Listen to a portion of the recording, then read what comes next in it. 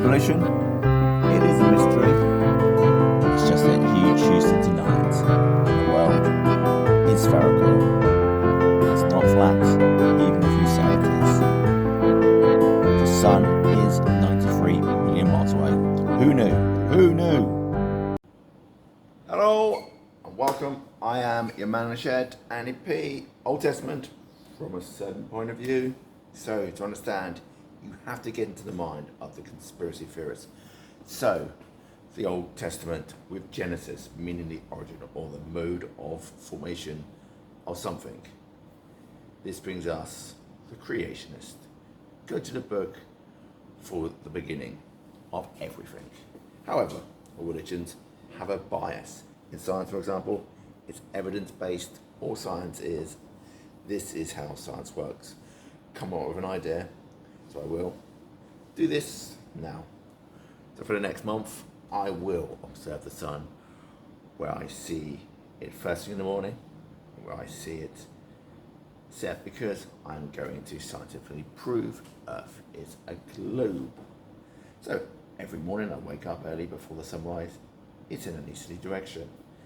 It does this every morning. And in the evening it sets in a westerly direction. This is scientific proof that it's a globe Earth, so I can prove with evidence that can't be proved wrong by my peers. So it's a fact, 100%. Anyway, back to the dusty old book that I'm reading from off of the internet. Amazing. Anyhow, here we go. Don't forget to get involved, people. Leave your comments. Tell your friends, your family, and your vicar. He's bound to enjoy this, because I'm sure he's never quite read or understood the Bible quite like this. So, the Old Testament, Book of Genesis, chapter 12. This is the start of the moving. So, now the Lord said to Abraham, go from your country and your kindred and your father's house to the land that I will show you. So, leave your everything, get away from all your friends and your family, leave the land you know and start all over alone. Good luck. With that, buddy, you might get a donkey for company. That would be nice. Wonder what they'd call a donkey, eh? I will make you great. Sorry, I will make you a great nation, and I will bless you and make your name great, so that you will be a blessing. So you're making him a king, a leader of men. Does he need to be blessed? Why should these foreign people follow Abraham? Doesn't make any sense so far. I will bless these who bless you, and the ones who curse you I will curse, and in you all the families of the earth shall be blessed. Why not find out why someone don't like him rather than curse them? That makes no sense there. There could be a good reason not to like him. Let's find out the reason before we just go around and just curse people, in my humble opinion. So Abram went as the Lord had told him, and Lot went with him. Abraham was 75 years old when he departed from Haran.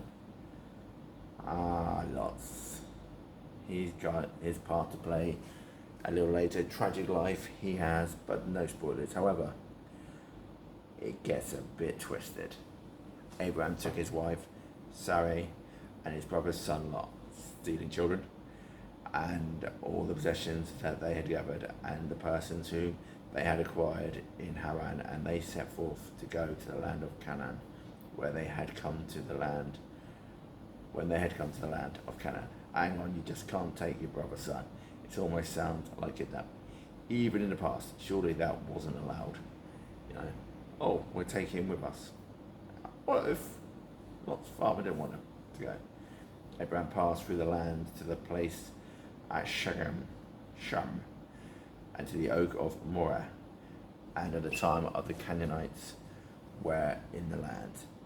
There might be a massacre about to happen. By the way, I write my remarks cold, meaning most of the book is new. I know some of the stories from childhood and watching videos, but mainly it's new to me. But I do know there's going to be a massacre. Spoiler.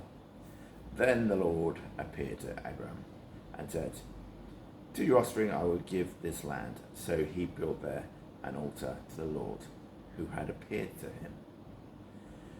I kind of get Abram. He was given a land to rule over, a place to worship. Isn't too much of a cost to bear, in my opinion, to build an altar. Why wouldn't you? From there he moved on to the hill country on the east of Bethel and pitched his tent, with Bethel on the west and Al on the east, and there he built an altar to the Lord and invoked the name of the Lord. These two lines actually give some kind of direction, which can possibly be used today. I will Google to see if I can find where this place is. Obviously other internet providers are available. Nowadays it's Batni, in a town in the West Bank in Israel. In biblical times it was a town of Canaan. In the book of Joshua, this town is destroyed by the Israelites, because of course it is. And Abram joined on the stages towards the Negev. Has to make sense to travel in stages. Anyhow, let's move on a bit. Now there was a famine in the land, so Abram went down to Egypt to reside there as an alien, for the famine was severe in the land. Well, that's great. God sends him to this land. The going gets tough, and he hides as an alien in a foreign country whilst his people struggle. Now, that's not really that different from the past. So nowadays, is it? When he was about to enter Egypt, he said to his wife, Saira, I know well that you are a woman beautiful in appearance. Wow. Wow, wow, wow. A compliment of a woman in the Bible. Really, really, I mean, really. This must be the first time. Read the rest of it, there's not been any compliments like, hey, you're good looking. And when the Egyptians see you, they will say, this is his wife, and they will kill me, but they will let you live. There we are, back to the messed up. She will become a sex slave, with one I give and the other I take away. Brilliant. Basically, be my sex slave and not theirs. So you are my sister, so that it may go well with me because of you, and that my life may be spared in your account. Yeah, life with me, woman, so you remain my property, not someone else's. This part is property. You know, do as I say, woman. Do it. When Abraham entered Egypt, the Egyptians saw that the woman was very beautiful, because that's what they do.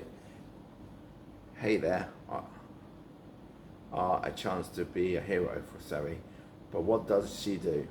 Back to the story. Well, let's see what she does. When the officials of the Pharaoh saw her, they praised her to Pharaoh, and the woman was taken into Pharaoh's house. Yeah, of course she was. So they're going to take this woman crossing the border and go, hey, look, this woman, she's beautiful. Really, she actually taken before the leader of Egypt, but of course she was. And for her sake, he dealt well with Abram, and he had sheep, oxen, male donkeys, male and female slaves, female donkeys, and camels. Even the animals are more valued if they were males, even though in the natural world females are far more powerful. I'll give you the spider. Don't mess with the female spider male, because you're going to end up lunch.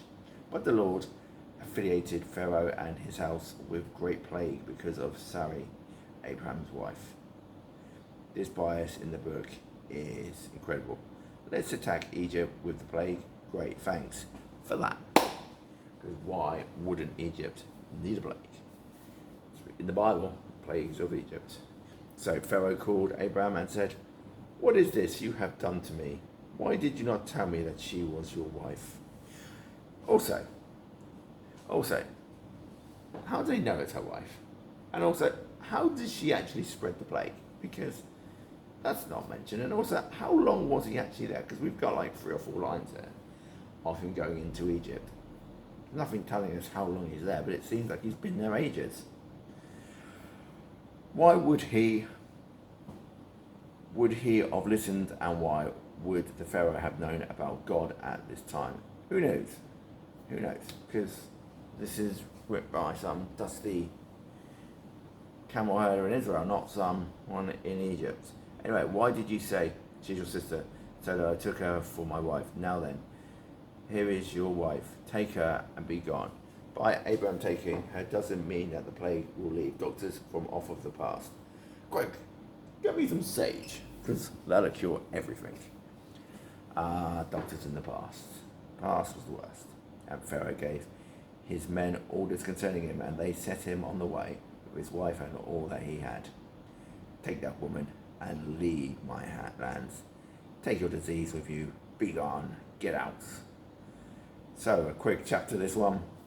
Quick trip to see a Pharaoh from Egypt. Even the female animals are lesser. Past was the worst. Let's never forget that.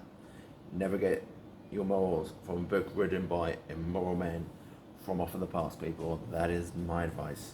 Once again, thank you for watching. Let me know your opinions by leaving a comment. Smash the like button. Tell your vicar, friends, tell your mum. Subscribe. Be total legends. Adore me. Remember, it's me, yeah? First commandment, there is no other God. There's only me. Second, only adore me. No, adore me. I've been your man, it should only be. In the pub for this one, which is great. All you legends, see you, pals.